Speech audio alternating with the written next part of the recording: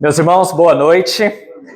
Que a graça, que o amor de Jesus esteja sobre todos nós.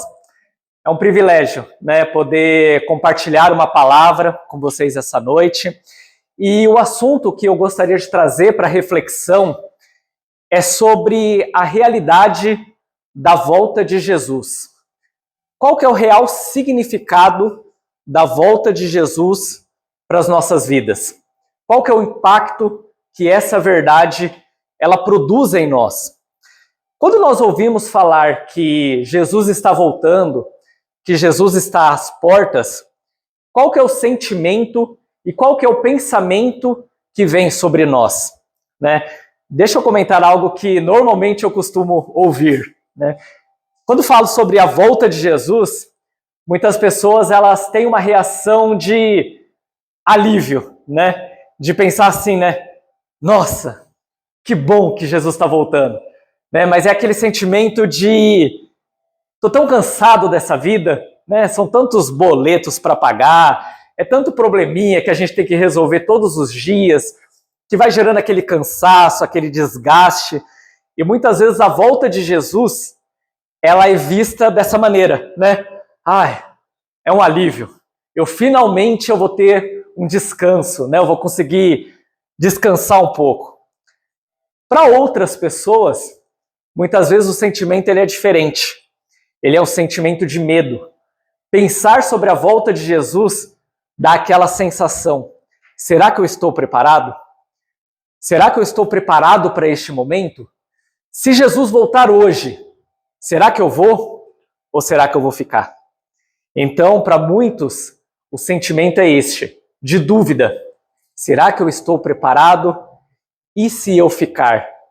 E se, quando milhões de pessoas aí desaparecerem, será que eu estarei com eles ou não? E aí vem um outro momento também, um outro sentimento que às vezes vem em nossa mente, que é simplesmente o quê? O desaparecimento de milhões de pessoas. Então, pensar sobre a volta de Jesus é o momento que um monte de gente vai desaparecer.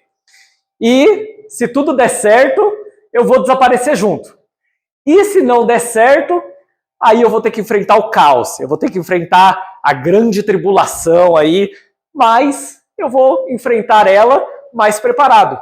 Porque afinal, agora eu vi que a vinda de Jesus é real, então eu vou sair de cima do muro e agora eu vou me posicionar em relação à minha fé, E esse modo de ver, ele é muito influenciado pelos filmes que nós assistimos, quando fala sobre a volta de Jesus. Filmes, novelas, que mostram o quê? Jesus voltando e simplesmente sendo um momento onde milhões de pessoas desaparecem e aí o caos ele é instaurado.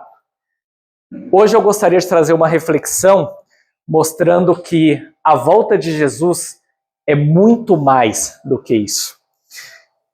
O nosso olhar para este momento, ele não pode se resumir apenas à crença de que em um piscar de olhos, milhões de pessoas irão desaparecer e é aquilo lá, a gente vai ou fica.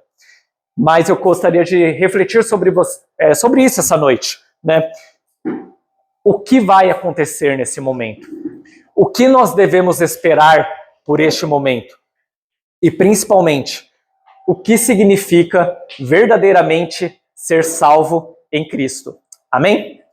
1 Coríntios, capítulo 15, dos versículos 50 a 54, diz o seguinte: Irmãos, eu declaro a vocês que carne e sangue não podem herdar o reino de Deus. Nem o que é perecível pode herdar o imperecível. Eis que te digo um mistério. Nem todos dormiremos, mas todos seremos transformados.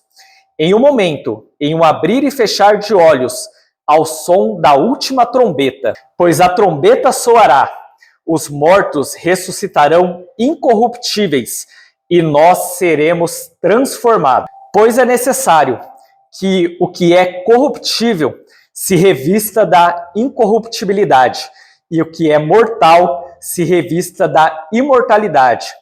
Quando, porém, o que é corruptível se revestir da incorruptibilidade e o que é mortal de imortalidade, então se cumprirá a palavra que está escrita: a morte foi tragada pela vitória.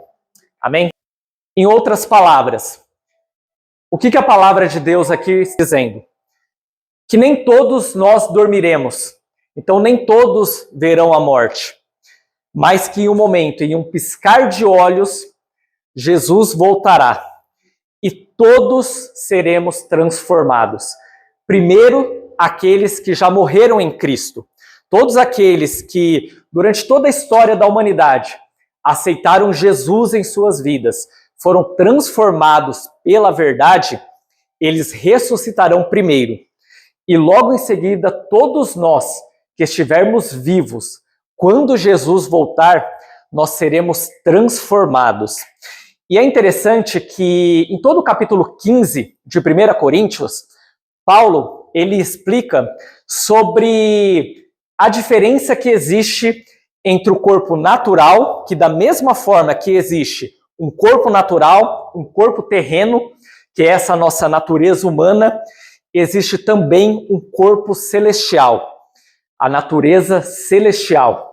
Então ele vai trazendo vários comparativos ali, dizendo assim, olha, da mesma forma que existe o corpo terrestre, existe o corpo celestial. O corpo terreno, essa nossa natureza humana, ela é uma natureza corrompida pelo pecado. O pecado, ele traz marcas em nossa vida. Nós já nascemos na condição de pecado. A palavra diz que o salário do pecado é a morte. Então, essa é a realidade da nossa natureza humana. Nós já nascemos condenados à morte por causa dos pecados que nós herdamos e que nós praticamos. Quer ver algo interessante? Existe uma máxima, né, que quando uma pessoa nasce, todas as pessoas que nascem, elas podem ter uma certeza na vida, que é o quê? Que um dia vai morrer, né? Essa é a verdade. Tudo aquilo que nasce vai morrer. E por que isso é uma verdade? Porque nós herdamos o pecado. A nossa natureza, ela é corrompida pelo mal. E por isso, todos nós estamos condenados ao pecado. E não apenas nós, mas o mundo inteiro, ele é influenciado por esse mal. E é aí que a palavra vem e diz: quando Jesus voltar em poder, em glória, nós seremos transformados. O que isso significa? Que esse corpo mortal, que esse corpo corrompido pelo pecado, que sofre as influências do mal, nós seremos transformados e receberemos uma nova realidade de vida, um novo corpo, que é o corpo celestial, que é o corpo que não carregará mais as marcas do pecado. E isso é interessante a gente pensar, porque quando nós olhamos para a nossa salvação, a palavra diz que todos nós nascemos condenados pelos pecados, mas que Jesus veio e morreu em nosso lugar. Ele se entregou em nosso lugar. Ele pagou o preço por todos os nossos pecados.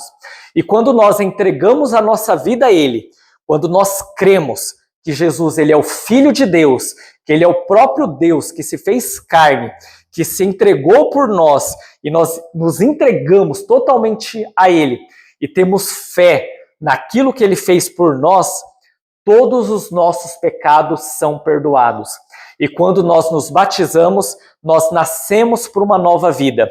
Então nós nascemos em espírito, porque o próprio Deus, ele vem e faz habitação em nossa vida. Então, crer em Jesus Cristo significa o quê? Que todo esse mal, todo esse fardo que nós carregamos, toda essa influência do mal, tudo isso é perdoado. Em Cristo, nós nascemos para uma nova vida.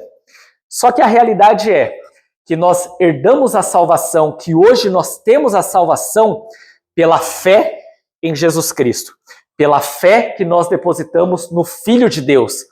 Porém, a nossa natureza, ela ainda carrega as marcas de um mundo que jaz no maligno. no mundo que descansa no pecado, que está repleto de pecado. E quer ver um exemplo disso? Né? Todos nós aqui aceitamos a Cristo. Nós nascemos de novo em espírito. Mas alguém deixou de sentir medo? O medo deixou de existir, a insegurança, tristeza. Tem alguém que ainda sente alguma dor de cabeça aí, às vezes fica com dor em alguma parte do corpo. Enfim, todos nós ainda sentimos essas coisas. Por quê? Porque é consequência do pecado. É a consequência do mal que opera neste mundo. Então, todos nós que aceitamos a Cristo, os nossos pecados são perdoados e nós recebemos a promessa da vida eterna, de nascer de novo em Cristo e herdar a vida eterna.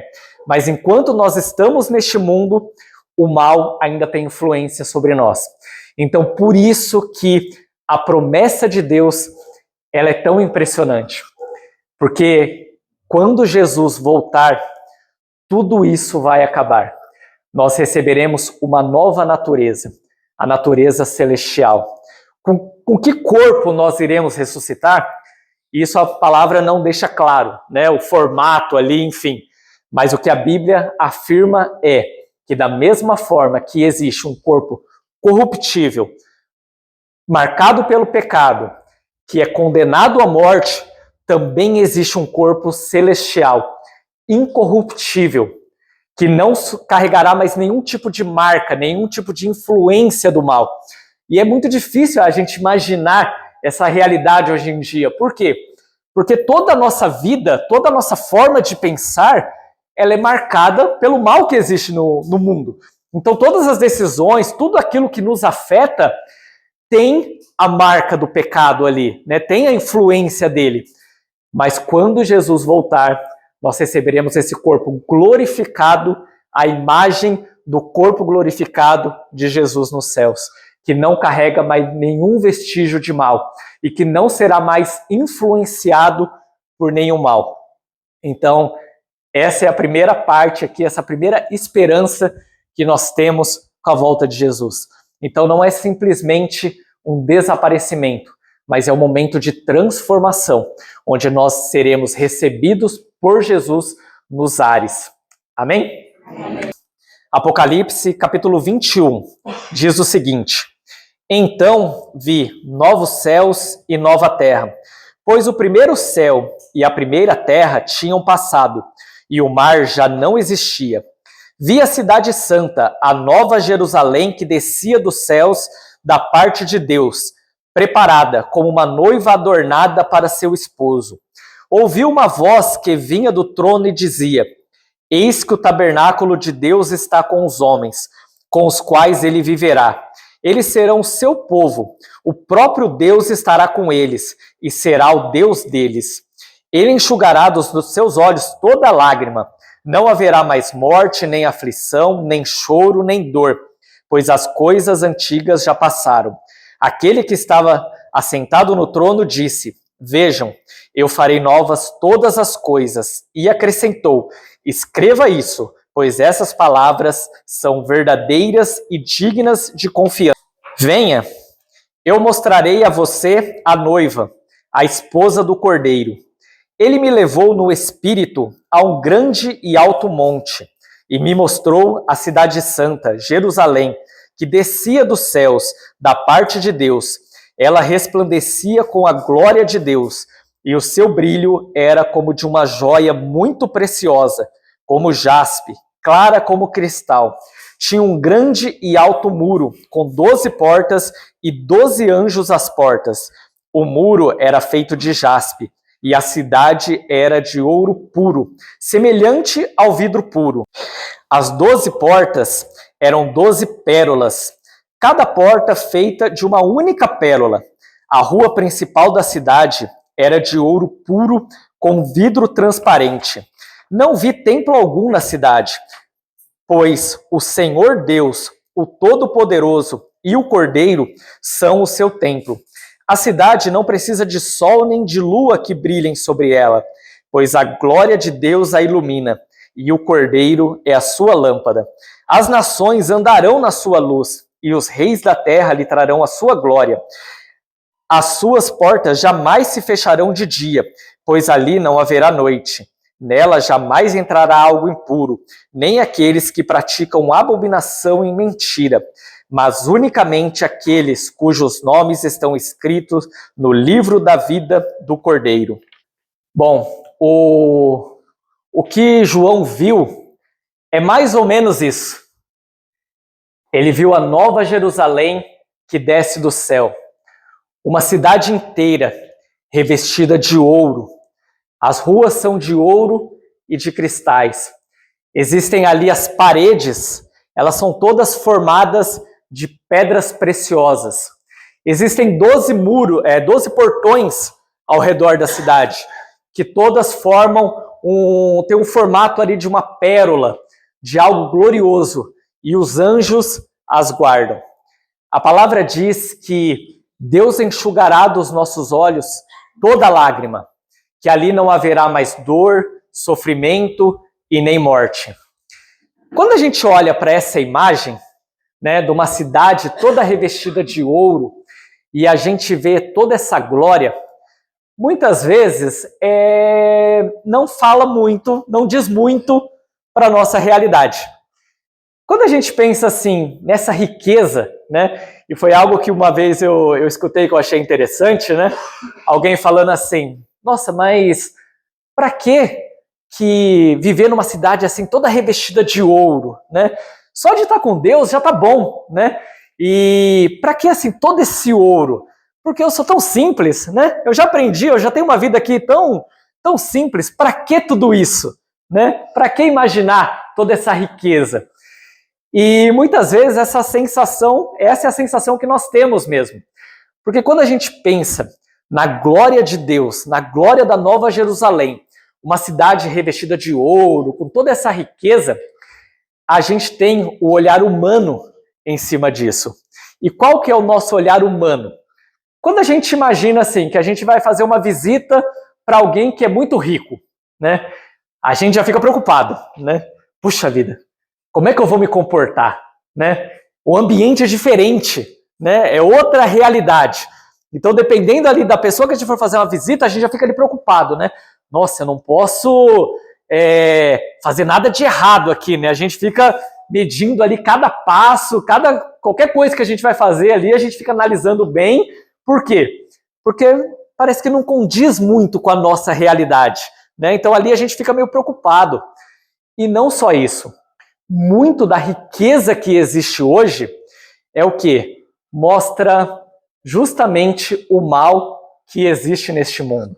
Por quê? Porque nós vemos a desigualdade, nós vemos muitas vezes a justiça, toda essa riqueza como uma forma injusta, ou até adquirida de forma ilícita, de forma injusta, com exploração.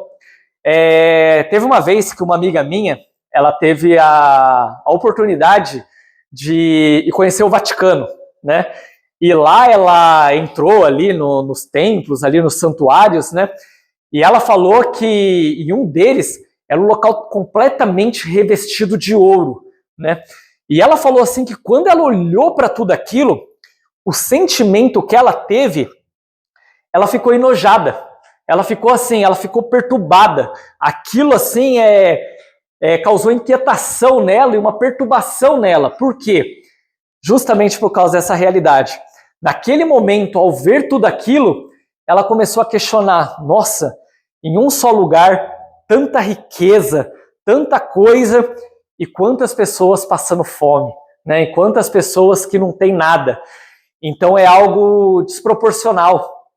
Então hoje, quando nós olhamos para a riqueza, ouro, e até mesmo olhando para essa imagem aqui como sendo a Nova Jerusalém, o nosso olhar humano nessa nossa condição é difícil compreender exatamente o que tudo isso vai significar para nós.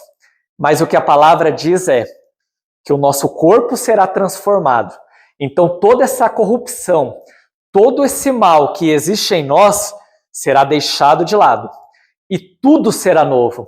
Então quando Jesus voltar e nós entrarmos por essas portas, não vai ser uma riqueza injusta.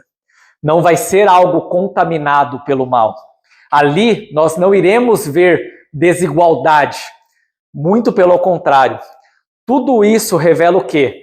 A glória de Deus, a santidade de Deus, todo o esplendor da glória e da pureza de quem é o nosso Deus. Então, quando a palavra nos mostra ali uma cidade revestida de ouro, pedras preciosas, rio como cristal, tudo isso está mostrando o quê? A santidade, a grandeza e a majestade do nosso Deus. E quando nós entrarmos neste lugar, nós estaremos em um corpo revestido de glória. Então nós não iremos usufruir, dessa eternidade com o olhar, com o pensamento que nós temos hoje, mas nós vamos contemplar tudo isso e viver tudo isso na plenitude do amor de Deus e da graça que Ele tem sobre as nossas vidas. Então tudo será puro, santo e perfeito. E é isso que Deus tem reservado para nós. E tudo isso, a nossa salvação, ela vai se concretizar quando Jesus voltar. Hoje, nós a temos pela fé no Filho de Deus. E quando nós entregamos a nossa vida a Jesus Cristo, nós já somos transformados. A nossa percepção muda. O Espírito Santo ele passa a habitar em nós e vai mudando os nossos sentimentos, nossos pensamentos. Ele já vai nos moldando segundo a vontade, segundo o seu caráter, segundo quem ele é. Mas quando Jesus voltar, esse corpo terreno que carrega as marcas desse mal e que nos impede de alcançar a plenitude de tudo aquilo que Deus tem para nós, será deixado de lado e nós seremos revestidos de glória. Então, é tudo isso que Deus tem para nós. E aí, eu repito a pergunta. Qual que é o significado da volta de Jesus? Pensar que Ele está às portas. Pensar que tudo vai se completar quando Ele voltar. A Bíblia toda, de Gênesis ao Apocalipse, é um chamado de Deus para nos preparar para este momento, para a grande promessa que falta se cumprir. E quando isso se completar, o que a palavra diz é: tragada foi a morte na vitória. Então, para sempre, nós viveremos junto com o nosso Deus.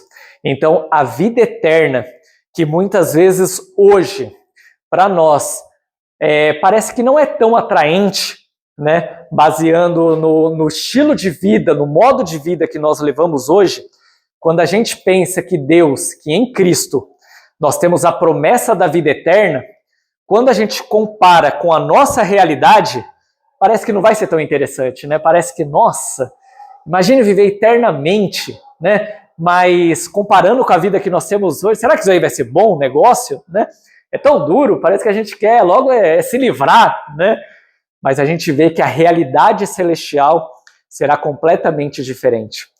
E algo também que eu gostaria de chamar a atenção. O que a palavra diz é que lá não vai ter sol, não vai ter lua, porque nós seremos iluminados diretamente pela glória de Deus. Será a luz da glória de Deus e através de Jesus que nós seremos iluminados, E olha o quão importante é isso.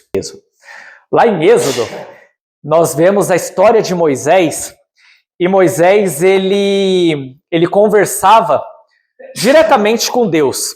Ele falava face a face como um amigo, Mas Moisés, ele não via a Deus, ele não enxergava a Deus. Certo dia, enquanto ele está no monte recebendo os 10 mandamentos, Moisés ele vai e faz um pedido para Deus. Ele fala assim: Senhor, permita que eu te veja, permita que eu contemple a tua glória. Então Deus fala assim para ele, fala assim: não, Moisés, nenhum homem na sua condição humana pode ver a minha glória e continuar vivo. Isso mostra o quê? Que os nossos pecados fazem essa separação. e por causa dos nossos pecados, nós não somos dignos de contemplar a glória de Deus, de estar em tua presença. Mas em Cristo nós somos perdoados. Mas ainda existe esse mal que influencia a nossa vida, esse mal que corrompe a nossa natureza. E foi o que aconteceu com Moisés. Então Moisés ele pede, Senhor, permita que eu te veja. E Deus fala assim, não. Só que eu vou fazer o seguinte, eu vou te colocar aqui bem numa fenda e eu vou cobrir essa fenda com a minha mão. E eu vou passar atrás dela com toda a minha glória. Quando eu tiver passado, eu então tirarei a minha mão e você vai me ver. Deus fez isso. E quando a presença de Deus, a glória de Deus passa por aquela fenda, Deus retira aquela proteção que ele colocou e naquele momento em que Moisés ele vê apenas o rastro de Deus, apenas um rastro da glória de Deus, o seu rosto começa a iluminar, a brilhar mais do que o sol do meio-dia. A palavra diz que quando Moisés ele volta até o acampamento, ele não sabe que o rosto dele está resplandecendo a glória de Deus, apenas o rastro da glória de Deus, ao ponto das pessoas não conseguirem olhar para ele, tamanho era o brilho que refletia sobre o rosto dele. Então Moisés, ele passou a andar com o véu cobrindo o rosto, porque as pessoas não suportavam olhar para ele. Olha que interessante. Moisés, ele viu só o rastro, só aquela passagem ali, coisa rápida, o rosto dele já resplandecia. Imagine que lá no céu, nós receberemos dessa luz, da glória de Deus, diretamente iluminando a nossa vida de forma constante, sem nenhuma interrupção. E outra, com o corpo glorificado, com o corpo transformado, sendo capaz de absorver, de receber toda a glória e ser cheio da glória e do amor de Deus. Então, olha tudo aquilo que Deus ele tem preparado para nós. Muitas vezes a nossa imagem do céu é o quê?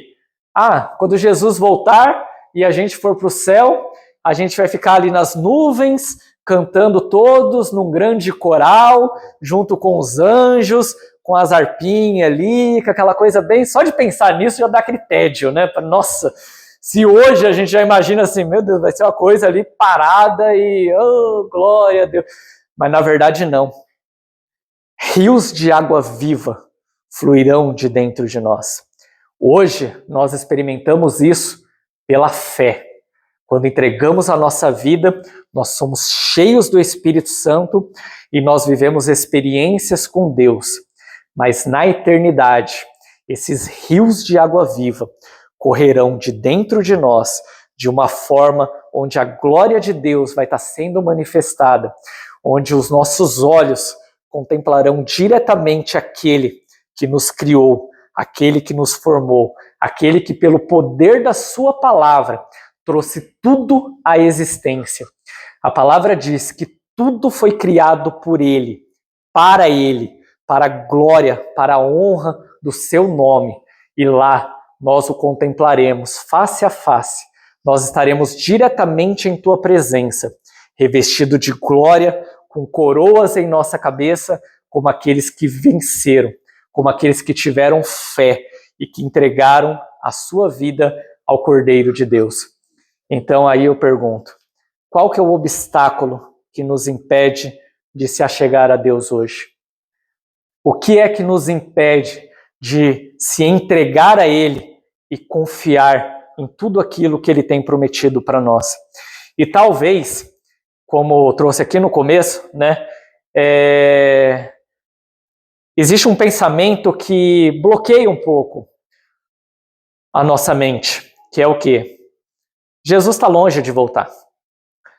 Vai demorar. Ou, eu até acredito que ele está voltando, mas o que pensar a respeito disso? O que pensar a respeito da realidade eterna vai mudar na minha vida hoje? Porque são tantos problemas que eu tenho hoje, tanta coisa que eu enfrento hoje, o que vai mudar? Né? O que vai acrescentar? O que eu preciso de Deus é que Ele intervenha na minha vida, eu preciso de um milagre, eu preciso de algo prático, né? Quando eu estiver lá no céu, aí tudo bem, aí eu vou desfrutar disso tudo, mas não é a realidade que eu tenho hoje, né? A realidade que eu tenho hoje é diferente. Eu preciso de outras coisas. E aí o que a palavra diz? Lá em Apocalipse, do capítulo 1, dos versículos 1 até 5, diz assim, que toda a revelação do livro do Apocalipse, e essa palavra Apocalipse significa revelações, então é o livro de revelações, são as revelações que o próprio Deus deu a João para todos os seus servos, para todos os seus filhos, para todos aqueles que creem no nome de Jesus. E por que Deus ele trouxe essas revelações? Porque é uma palavra de esperança. Porque quando vemos tudo aquilo que vai acontecer, nós vemos como a palavra de Deus ela vai se cumprir. E lá está escrito que bem-aventurado é aquele que crê nas palavras que estão escritas naquele livro e todos aqueles que guardam essas palavras no coração e, em outras palavras, que vivem de acordo com essa verdade. Então veja que interessante. Quando a gente crê que a palavra de Deus vai se cumprir da maneira como está escrito, e toda a revelação, ela culmina na volta de Jesus. Toda a revelação do Apocalipse, ela tem um único propósito, nos preparar para a volta de Jesus.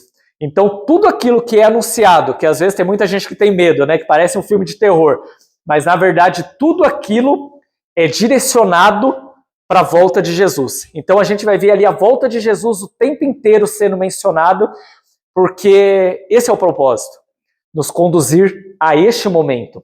E a palavra diz bem-aventurado, que significa mais do que feliz. São aqueles que encontram realização, propósito na sua vida.